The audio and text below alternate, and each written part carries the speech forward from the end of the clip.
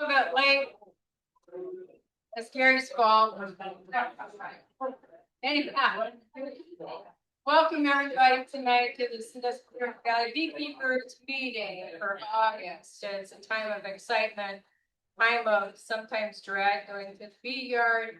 Sometimes I don't know what to do with the honeybees, but it's open mic night, so everybody can share their experience and their strength and their hope. And any kind of in-between things that may be helpful to each other.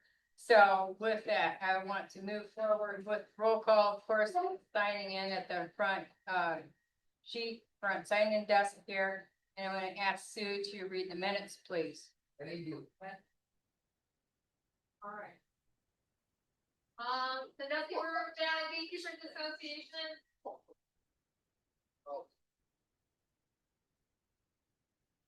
July 7th, 2025 meeting minutes. Called to order. President Kathleen Kahn called to order the regular monthly meeting of the Sandusky River Valley Beekeeper Association at 7 p.m. on Monday, July 7th, 2025 at the First United Methodist Church, 510 West Maple Street, Clyde, Ohio. Roll call was taken by signing in at the membership table. There were 31 members present. Due to the interactive component of this meeting, Zoom was not offered. The minutes from the June meeting were read. Rosemary Clifford moved that the minutes be approved as read. Ben McCall seconded. Motion carried. Treasurer report. The treasurer presented the current financials for the club. The checking account balance as of June 30th, 2025 is $785.17. And the savings balance is $4,044.29. The report is placed on file for audit. Reports of past events and announcements. Mite treatment workshop held on June 14th had 19 members present. It rained, so the group was unable to get into the hive. Gary encouraged members to be vigilant on their mite checks and treat when necessary. The June 14th event at the Proving Grounds had 20 attendees and several interested in beekeeping classes. Grow Fest on June 21st was busy. Doug Johnson, Brendan Miller, and Doug Ritchie assisted attendees in making 70 bee hats. There were no reports of officers, boards, and standing committees. OSBA report status. OSBA Director Doug Ritchie reminded members of the upcoming fall conference. Information is available on the OSBA website. The schedule is posted, and the $65 cost includes lunch. There are 2 regional awards being given. Doug and Chris will determine possible candidates. Old or unfinished business. Fort Clinton Library educational presentation will take place Wednesday, September 10th, 6 to 7 p.m. Laura DeRosier will be assisted by John Mentis and Dale Pocock. Beth Muffler is coordinating the mentoring. New business fundraiser, Davis Stallman speaking. Rosemary Clifford is chair with Brendan Miller as co-chair. Members are encouraged to attend. Dana is a 4th generation beekeeper. Gary Wiley will make the introduction at the event. Fair time, Kim Root is coordinating the information provided below. July 14th to the 20th, Ottawa. It's the Ottawa Fair in the 4-H building. Terry Lowe is chairing. July 20th to 27th, Seneca with an inside building. August 4th to 10th, Erie, trying to get near Master Gardeners, Kathleen chairing. August 11th to the 16th, Huron, John Schick handles this fair, volunteers welcome. August 19th to the 25th, Sandusky and the Heritage area will provide our own tent, Gary Wiley chairing. Adjournment, Rosemary Clifford moved to adjourn, Tammy Wiley seconded, meeting adjourned at 7:23 p.m. Members participated in several interactive activities to become better acquainted with fellow members and share conversations around beekeeping experiences. Thank you. Yes, it was short. You're getting really good at that. Thank you. All right, now the motion, please. Dennis Kinsey move to accept. Doug seconded. All in favor? Motion passed. Doug seconded. Yes. Yes. And moving then next on to the financial report.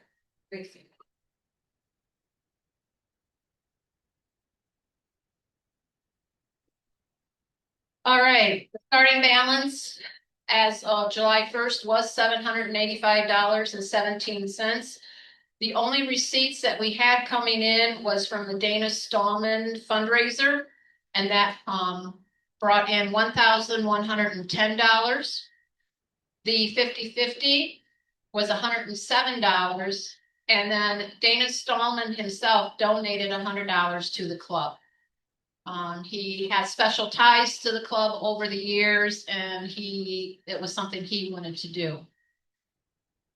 So we had total receipts coming in $1,317. Expenses for the month of July included the rental hall for the July meeting. There was the club gave the Wileys $150 for hosting Dana Stallman, as well as taking care of the Porta John. Okay, as far as having that pumped. As far as the rest of the expenses so far, we're starting to take on fair expenses, which involves table fees, table rentals, things like that. We have completed the Ottawa Fair, which we moved to a different location, and it seemed to be much more popular. So that was a plus. The next fair was the Seneca County Fair. We were able to get a better spot there, but the traffic, it was an extremely warm week and there wasn't much traffic. And then this week we are starting the Erie County Fair. We are moving our position there, so anxious to see what the new placement will be like. And then our last fair that we will be doing is Sandusky County Fair in Fremont. And if we remember, we support Huron County Fair, but right now John Schick takes care of that particular event. We do have money coming in from the fair fundraisers selling bracelets, honey sticks. At this point, Ottawa Fair brought in $51, and the Erie County or Seneca County is about $30. That's got to be recounted. And what I do, it might be wrong, but what I do is I do hang on to all that fundraising money. So when I take it to the bank, it's kind of together, but separated by fair, so we can kind of see it in one lump sum. So that money has not been deposited, but will when we end with the Sandusky County Fair. All right. And then we'll redeposit. I took $50 out for change for the fair, and then that will be redeposited back into the account. So our expenses were $709.49 for the month, are giving us a grand total in the checking $1,392.68. Still carrying $4,044.29 in the savings. So we have a total balance of $5,436.97. And that's the finances. Okay, moving forward then, the Rosemary is laid up recuperating with knee surgery currently, so everybody say hi, Rosemary, if you're on the Zoom meeting, and we wish you well. So, Brennan is going to give a brief breakdown or overview of the fundraiser. I don't want to, but I will. No, the fundraiser went really, really well. With the tickets, we sold about 35 tickets, so not near the 100 that we wanted to, but it was a good thing for our first year. And so the event was on that Saturday, and I'd say it was kind of a small group like this. He was fantastic to listen to. It was really, really a nice event. That guy is just so knowledgeable, and it was just like having a sit down conversation with him. We really, really had a good time. Totally worth it. We made $1,300 for the fundraiser just in our first year, and that was with very minimal cost to us too. So it was a really, really nice event, like I said, and yeah, enjoyed it. And I hope to expand on it next year and do bigger things and make more money for our club. But overall, we just had a really good time, let's say. Did I hear you just say you volunteered to be the fundraiser committee chairperson? I didn't say that at all, did I? I think I second that. We have it on tape. No, it was a fun thing to help. It really was a fun thing to help with. So I think we all had a pretty good time together too. We enjoyed it. Yes. Make sure that, you know, that Dana did that on a volunteer basis for him. I mean, he did get a. Yeah, correct. Yeah, Dana volunteered giving the talk, which he does, and then he also donated $100. So Dana kind of lost money in the thing on his own, which is funny. But no, you can tell he really enjoyed it. That guy could talk and talk and talk and talk, and yeah, we just really enjoyed his company there. Just a lot of knowledge in that guy. He was just enjoyable, and his wife was there too, and we had lunch with him afterwards and learned more about him. And yeah, just a cool guy, I would say. Absolutely. And if you're not following his newsletter, follow it now. We've sent it out in our newsletter a couple times. So Yeah. I just started following it too. So a lot of interesting little facts that he puts out there and those things. Yes, very good. Yeah, he's so knowledgeable and very personable. He has just a big heart for beekeepers. And you can tell that just by talking to him person to person. He's just a lovely soul. Just saying. So thank you. Definitely. Yeah. Thank you. Then next we're going to go forward with the honey harvest workshop. If you give us a breakdown of that and a couple other items there. Yeah.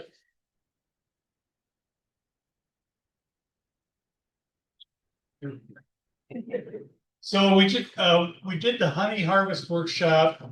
I believe it was last weekend. These dates all run together on me.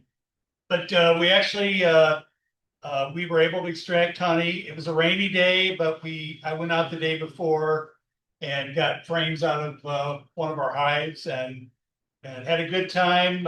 Spent a lot of time going through all the honey harvesting equipment you can buy.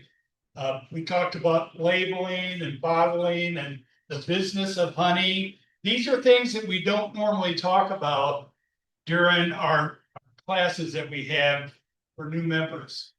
But you know, I've been asked before about how we lay our classes out. You know, we do a 1-day class, but that's kind of like getting your training wheels, because then we start a whole series of workshops that run all summer long, and we limit them to 2 hours. You know, we start with dumping a package of bees, then we move on to mite checking and all this mite equipment. We do hive inspections. That's another workshop. We do the honey harvest. Now, this month we're doing the transition from summer to fall. What I found last year, the honey harvest workshop, I spent most of my time talking about the transition to being a fall beekeeper. And so again, the design of our classes is such that we have the initial class and then we start doing these hands-on workshops. Workshops are open to anybody in the club, and I get some people that come year after year, and so that's the honey harvest workshop. A lot of excitement. We had a good time. Most workshops we average about 20 people. It's you know, a pretty decent group. But hey, as we're talking about fairs, you know, I know you see my face teaching a lot of stuff, but earlier in the year we put together an education subcommittee, and right now we got Doug Ritchie, Tom Sable, Beth Muffler, and Mike Bergley on that committee. And so we need to start thinking about getting this committee together. And we need to get a date set for that, kind of where we're at right now. As we wind up the fairs, we're going to have a whole bunch of names of people that are potential new beekeepers. They want to come to an initial class. So several years ago, there were some people in the club that taught me how to do a beekeeping class. And none of those members are here anymore. And so this is a great time as we go into this next class that we're doing, is I want to share what I learned from all of them with several of others in the club. So I plan on being around a long time, but you know, we don't have much control over that. But I want to make sure that the club is always on a good footing with knowing how to do a class, knowing how to teach a class, how the workshops are laid out. In other words, I don't want to ever be a bottleneck or anything, but I want to get more people involved. So, hey, I heard that laugh. So Beth and Doug, I will give Tom Sable a call and Mike Gurgley, but I would like us to get a time here as we move toward the Sandusky County Fair where we can get together and lay out our next classes, lay out next year's workshops, start penciling in, who's interested in teaching things. And I want to pass that information along so it's more than just me that knows how to do that. That makes sense? Okay. All right. Yes, totally. Thank you. I have a question, real Yeah. quick. I'd like to ask everybody, I haven't used any chemicals all year long. I haven't done any mite control other than brood interruptions and drone frames. And when I got inspected, I didn't have anywhere more than 1% mites. That was my highest count in all my hives. Zimmerman said that this season in general, mites have been very low without hardly any chemical spraying. I'd like to see how other people's mites levels are, if they're also like 0 to 1% max without, or are you still fogging? How many did you check? Pardon me? How many hives did you check? 4 out of like 12. Is this a portion? And then It's a question and answer. Okay, can we hold off on Heather Day because? No. I'm kidding. We want to finish this portion, but Mention one. yes, Hey, yes. and I also want to mention, I got a call from Barrett Zimmerman today. And, Barrett is the inspector for a couple of the counties around here. Well, he's inspected mine, yeah. Yeah, and he was somewhere today and he called me and he was kind of perplexed. This person had 4 hives. They had treated them with this new stuff that's out called pyroxan. It's the time release oxalic acid. And Barrett had told me that the bees in these 4 hives, it looked like they had absconded. He said he thought that there might be maybe 1,000 bees left in one hive. And he said the strips were all falling apart. And he was just requesting if anybody has had any experience with this new product, because it just came out last year, late in the year. But he was just saying if you've had any experience with this product, to let him know.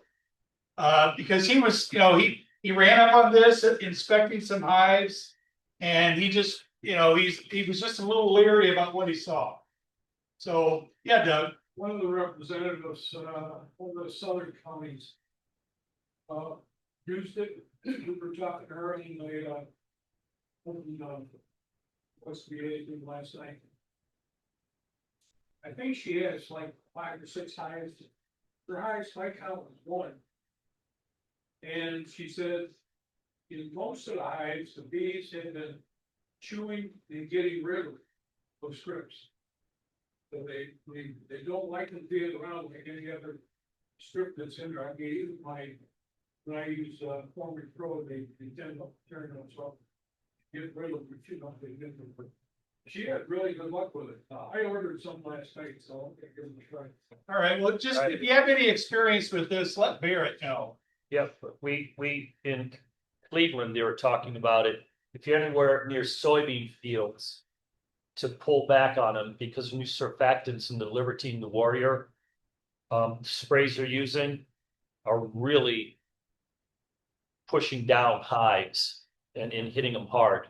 So they say don't try to put any chemicals while those sprays are going up. I'll shut up. Thank you. Well, no. Thank you, Ray, but yes, it's very That's important. gonna be a tough one to call. Yeah, it's. Yeah. Well.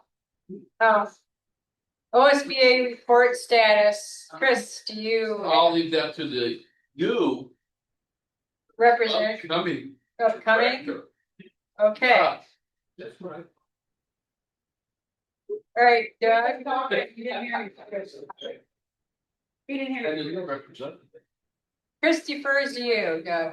Oh, yeah. Yeah. Then you take care of it, then I'll finish up. It's quite all right. Okay, I hope everybody's seen the email that Kathleen sent out on the OS, Thanks, Seth.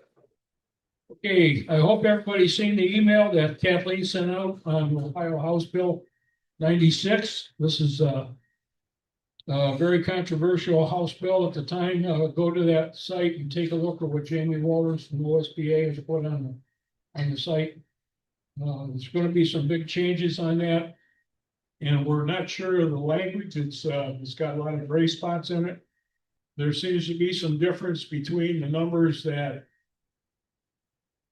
the Ohio Department of Agriculture gave us as far as how many beekeepers are registered, as far as how many queen raisers there are. When we take those numbers and multiply them times the new changes, it looks like they're defunding their program by about $15,000 to $19,000.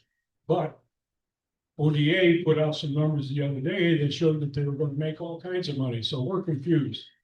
Jamie was going to talk to the Ohio Farm Bureau this morning. I haven't gotten an update on that report to see if OSBA as a club or as an organization can join the Farm Bureau, and then we'll have the use of their lawyers and their the people that they send down to the state legislation. Fall conference is coming up on August 24th and 25th. If you did not get your tickets by August 1st, you missed out on a discount. Tickets are now $70 a piece. Please take a look at the OSBA website. There's a schedule in there. On Friday, there's one speaker, and then there's like 4 workshops for Friday. So it's starting to take some shape. We're starting to get some vendors in and some other speakers. Jamie will update that as it gets in. Regional awards. We need to, as SRVBA, get some nominations in for regional awards. There's a senior regional award, which is 6 years of experience and older, and there's a junior regional award, which is 5 years experience and younger. You need to be very specific on the attributes for those people when you send those in, because the director, Chris, and I are going to be the ones that pick the winners for Erie Basin. And to be absolutely fair, we need to have good attributes assigned to each of those people. We don't want to be favored on anything. So get those in by, there's a September deadline. I know Kathleen knows what that date is. 27. 27. Get those in there. The sooner you get them in, the better chance we'll take a good look at them, close look. And I'll be getting with the other clubs, and Chris and I will be getting with the other clubs in Great Basin and letting them know too that they need to get those in. That's all I really have, unless Chris has something else. Well, we only got 2 clubs in the Erie Basin, so, we have a good chance of putting our people in. They got some good folks down there, so do we, but, we gotta be a little bit more proactive on that. Where's the other one at? There's a club. It's in Richland County. It's a smaller club, but they're pretty energetic. They're putting hives up. What is that farm? It's on 75 once you go south of Valmar Farms. They just have a big observation hive out there. They're really big doing that. So the other thing is, the fall conference is coming up. It's going to be really super good. It's going to be in our backyard. If you miss $5, off, it's still going to be a good deal to go to. You're going to learn a lot. The other thing is the importance of the OSBA membership is what's happening right now, that we're to the forefront of the Farm Bureau. And our people are on the front lines in the trenches fighting for beekeeping with the state of Ohio. And the state of Ohio doesn't know what the heck a bee is anyhow. I'm sorry, Chris, but did you say where it's, you said it's in our backyard? Well, yes, Mansfield. This is me. Mansfield.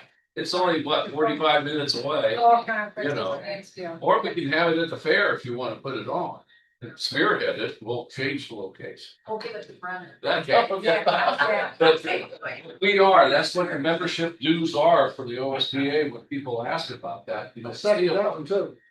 But we're in the forefront of this right now, taking the banner and running with it. So. Yeah, doing the one update here regarding House Bill 96. You can click on the links, of course, that I sent you. You can send Jamie your concerns and comments directly to him, President at OSBA. If you're a member of OSBA, you know, that's kind of more helpful. I do know he's very concerned. He's talked to other commercial beekeepers regarding this over in his area. And the commercial guys are very concerned. Like some of the language is like, I have to post my apiary, my beekeeper ID number on each site that I have. That has to be clearly posted. I have to register with BeeCheck. But then any Joe Schmo from any place can go and check on BeeCheck and say, oh, I see hives over off of State Route 12 or such and such. And they can go on BeeCheck, they have the knowledge to, and find out whose hives those are. And in the middle of the night, they may come up missing. Everything will be identified. But all in all, if you think about not just that, the possibilities, because like Jamie had pointed out on the call last night, roundtable last night, there was $1.2 million worth of bees stolen in the process of the pollination stuff in California for the almond groves. He said 1.2, he said it's closer to 1.7 million gets stolen. And you can kind of see how that would happen.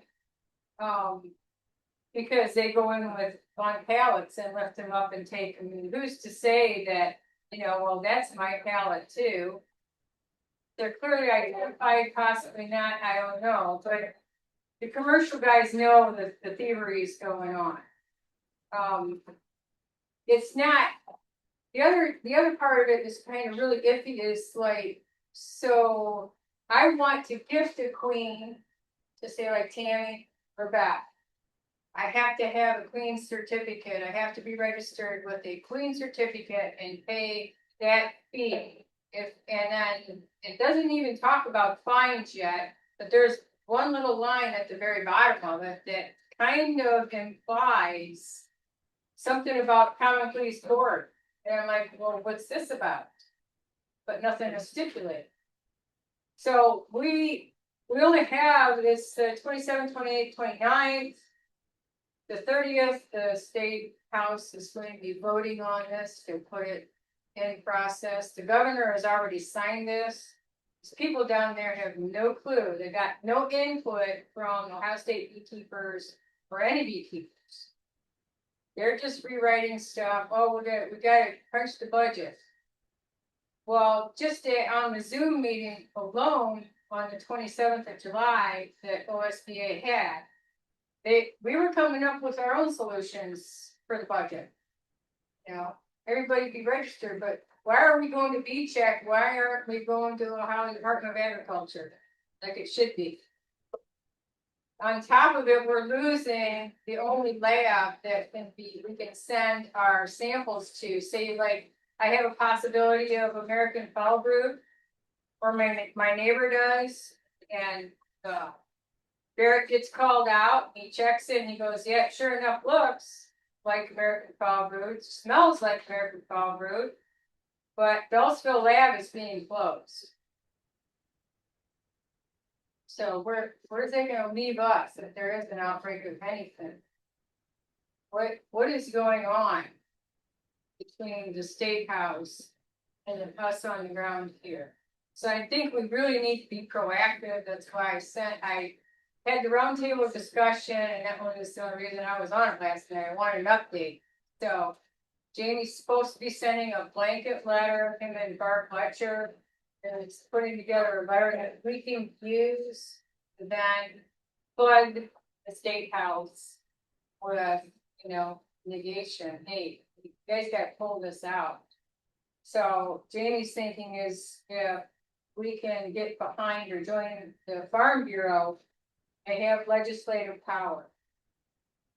To what extent, I don't know, but that's right now our only hope to get to nail this. It's very important, so I'm gonna keep you updated as best I can when I get the information. So, that's all I have at this time. Okay, moving forward then, old business, like Kim said, the Ottawa County, Sandusky County fairs have been taken care of. We had, if I remember looking at the sheets, 10 to 12 sign-ups somewhere on the Ottawa County Fair. There was like 6 to 8 on Seneca County Fair for beekeeper class. So we'll see. Erie County is pretty much handled. They have a few volunteers here that's gonna assist with manning the booth there. I do have it set up. I do have a sign-up sheet there, pamphlets out, and that's about it right now until Wednesday and Saturday. John Schick is chairman, of course, of the Huron County Fair, and that's generally his baby. John has stressed to me more than once now, he would appreciate just having some volunteers come and hang out and assist. His phone number is listed here, if anybody in the Huron County area needs his phone number, come see me. He's getting to that point, he loves to share his information, he's like Dana Stallman. He's a jewel, he's a gem, like, you got a problem with any kind of beast, you think this, you think that, John's probably got an explanation or a story to tell you. He truly is a gem. So if you can spend time with him down there, that would be great. And then of course, Gary Wiley is sharing the Sandusky County Fair. So Farm Bureau membership, I'm looking at joining myself just as a concerted effort to join in. Individual memberships is $100 a piece, I think, per year. So just saying. So there's that. Anyhow, I'm done. Move to adjourn, anybody? Can I ask questions now? In a minute. Oh. I predict you're gonna go. Dawn. I move to adjourn second. Tammy. All in favor?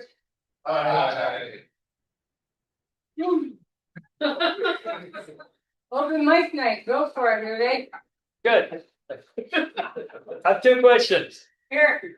Mites, has anybody else Mites. really low? You have to use the mic. I have to? Yeah. Yes, because the people at home Okay, can't hear you. so my question is. The other way. My question is, how have your mites been this year? Are they really low? Because I've only been doing sugar powdering and the breaks in the queen cycles and also putting in every hive now I've got drone deets. They work really well. But Bear is telling me, well, everything you're doing doesn't really matter because across the board, mites are really low. Have other people seen that also, that their mites are really low this year? You're here also? I haven't treated. Good, okay. What is the weather? Pardon me? What is the weather? Yeah, well, the rain is making definitely the nectar pulling in slower, but I've seen a lot of honey now. I think it's the heat. The heat, I think it might like the heat. so that's why I was asking maybe Chris, you usually keep yours under trees and all. Have you checked your mites? When Eric came out, sat there and said the same thing. And I only got 3 hives left, and I haven't seen my bees for probably 2 or 3 months because I've had a lot of stuff going on. So I sat there and I was hoping they'd leave. Yeah, so I go, you go down there and open the damn things up, I'll come back at the gate and pick your carcass up. And we opened the one hive up. It was supposed to be really mean. I mean, these guys were buried into my suit, veil and everything. And he goes, oh, this is good. One mite. And I go, bull. You know, there's got to be another one somewhere. And he's searching more, and we only found one mite. So we went to my favorite one, my little Costco 8-frame hive that's lasted for years. And he goes, oh. And he goes, 1, 2, 3. I said, stop at 10. You know? So I hurry up and gassed them 2 days later. But I took off honey on those guys. They were honey bound, actually. I had 4 supers on every one. They're honey. Yeah, but that was my fault. I was hoping 2 of them were left. When was that? Just last week. Okay. And I just gassed them. I think on Friday or something like that. I gassed them on Monday. So everybody doesn't have mites except for. Yeah, I got all your other ones. So I had one hive that had 10. You know. Okay, then the second thing, I'm seeing swarming starting. I went to 3 hives yesterday and I'm getting a bunch of swarm cells, nice organized swarm cells. So today I'll be seeing you for more deeps. Stop out. But has anybody else seen swarm cells starting and swarming to? No, because they're just exploding with bees right now. So maybe just because I keep mine really hot in the sun. So I was also wondering, I painted all my supers darker colors now this year to keep them hotter. So what I'm trying to do is get ideas going to see what I'm trying. Are other people using it? But you got queen excluders on? I took them all off. Good. Because I was getting the ones with queen excluders, I was getting less honey in the supers. Yeah. Now I did when I had 2 queens, one top bottom, I had excluders between them, but it wasn't increasing the honey like I was expecting.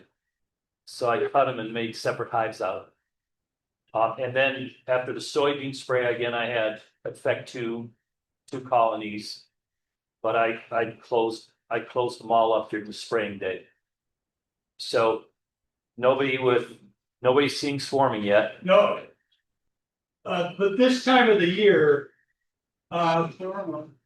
you can see swarming, and it's really because your upper box is, I mean, they're getting ready for winter. Right. And so they're trying to fill that upper brood chamber. Right. And so you can get a late season swarm. If that upper brood chamber gets honey bound, you can easily get a late season swarm. Right. So generally what we do is we go through that upper brood box. And if I have to pull a few frames from hives and extract them to get rid of them, so the queen has a few frames in the middle of that upper brood box to lay. That's what we do because we've had those late season swarms because the queen didn't have any room to lay. So you take out your frames, extract that. I have like if I'll have if I have a couple of hives that there's not much room left in the upper boxes, I might pull 2 frames here and 2 frames here and 2 frames here. You gotta be careful putting new frames in this late in the year because sometimes you have trouble getting them drawn out. But I've noticed that the bees are still drawing frames out. So yeah. I generally put new foundation in right in the middle of the upper box. Let them draw it out. It gives them something to do with that sugar instead of having them pack it away and fill your frames up. Well, in the last 2 weeks, I've put my second deep. Now, who doesn't do 2 deep winters? Who does 1 deep overwintering their hives? Anybody? Or are most of you 2 deeps for your hives?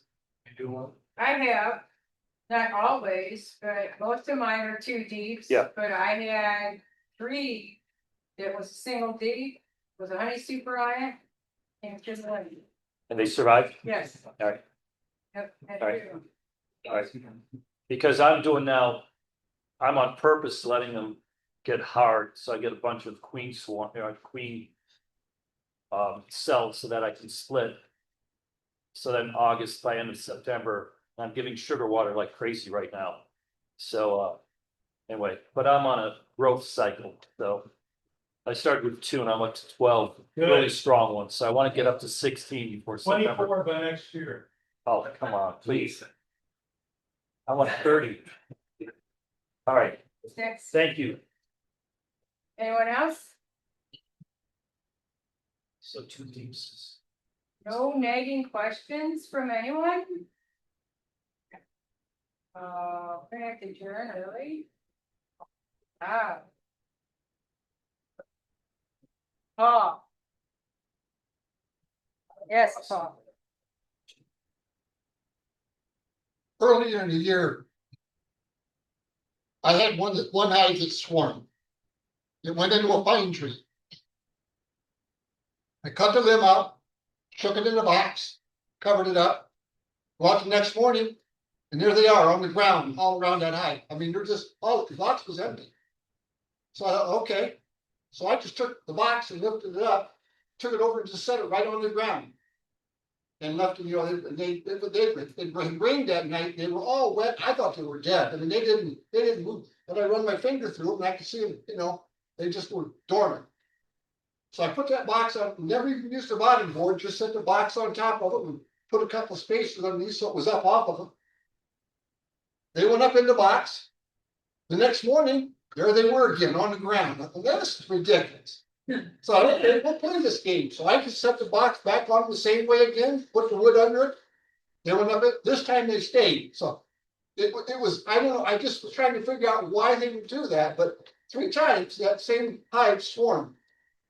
But it's just unusual, I don't know if anybody, I mean, it had rained that night and they were like drowned. I mean, I thought they were dead. I went out to, sure. Here we go. But I just had to tell that story. And You have a clue? yeah, I'm like, I am, 6. yeah. I had, Bert checked mine and I had 9 hives. He checked 3 of them and I had 3 mites in one and there wasn't any mites in the other 2 that he checked. So I'm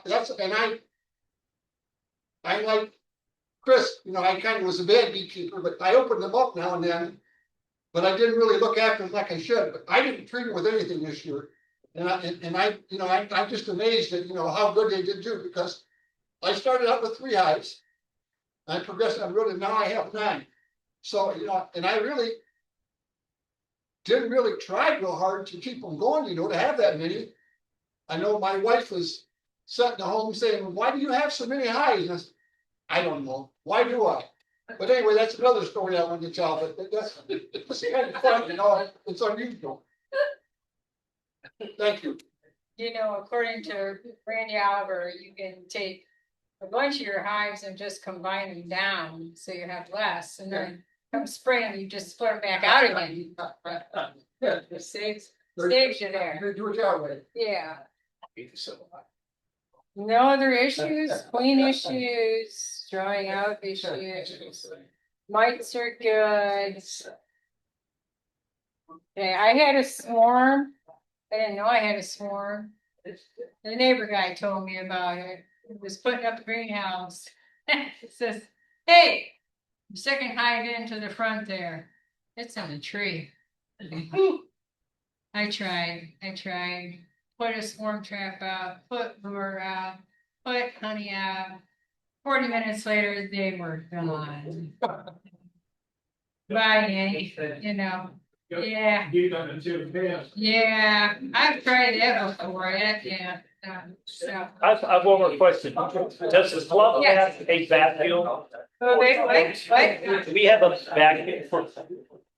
Does the club have access to a Colorado bee vacuum box or We anything? do not club, no. No? There's a few of them out there. Does anybody have one who needs a new German friend? You can borrow it. They're not cheap. They're not cheap. Otherwise, Well, that's why I need a friend. Otherwise, I'd have one. Yeah, what's that's in the book? Wow, okay. Guess we're done. Hey, hold on a second, I got Okay, something. okay. You know we can't leave without me saying. Okay, Gary. Paul, pay attention. Hey, so last night I went out in our bee yard and I made a video of this for our workshop that we got coming up about the transition from summer to fall. But we started treating our hives last Friday with Formic Pro. We treated all of them because of the cool temperature. So I'm walking through the bee yard last night and one of our big hives is getting robbed out. And I always get this question from new beekeepers and even seasoned beekeepers about robbing. What does it look like? And so I made a little video. You'll have to come to our workshop to see the video. But the thing is, this hive getting robbed out, it was so pronounced because all the other hives was calm and looked normal. This one looked like there was a war going on at the entrance of the hive. Bees all the way up to the top. Every crack had bees trying to get in it. And nope, I'll tell you what I learned from listening to Dr. 2 is all the hives in the bee yard know where the weakest hive is. And as soon as things slow down out in the fields, they'll be after that hive. And after that hive's gone, they'll go after the next weak hive. So it's good to know what robbing looks like. Know when to get those introducers. Question, Gary, I'm Yeah. just full of them today. So I keep all my hive in 1 and 2 inch openings. I don't keep them open all the way. Are yours all the way open? That's why they're robbing more, or? I keep my hives open all the time on the entrances, except during the part of the year where there's a lot of robbing that goes on. Usually, last year I got started about the second week in August. I put entrance reducers on, but every year is different. It depends on the rainfall and how much floral stuff's coming in out there. But you always got to be on the lookout for hives getting robbed. Because if you see 1 or 2 of them with a lot of activity, it's probably time to get those entrance Did reducers. you have it on that height? Was it all the way open? It was all the way open, but last night I put an entrance reducer on there, even though I'm treating it and I'm not supposed to. So, but in the scale of things, even though you're treating it, if I don't do something, that hive will break through and the queen will be dead. We said you're not supposed to. The instructions for Formic Pro. Yeah, You yeah. Over next. Thank you, Brennan. Yes, reminder, next month, we do not have a meeting here. We have a picnic. It's at Jack Stone's house out on Route 12 outside of Fremont, 1850. Yes. I looked up the address. Yep, I see you got it good. Okay, 1850 at noon. So if you want to come to help Brennan's cook or set up, September 7th, Sunday. Yes, Sunday. It's a really good time. You can walk the farm, go swimming, go get stung by Brennan's bees. What? I heard he's gonna have us all out in the bee. It could, hard telling, but our next meeting is there. First in the workshop is August 23rd. So I'll see you at one of the fairs or gonna get Erie County. Yes, thank you so much for your assistance there. Anything further? Okay. Fellowship, door prizes. Door prizes. We have 4 items up here.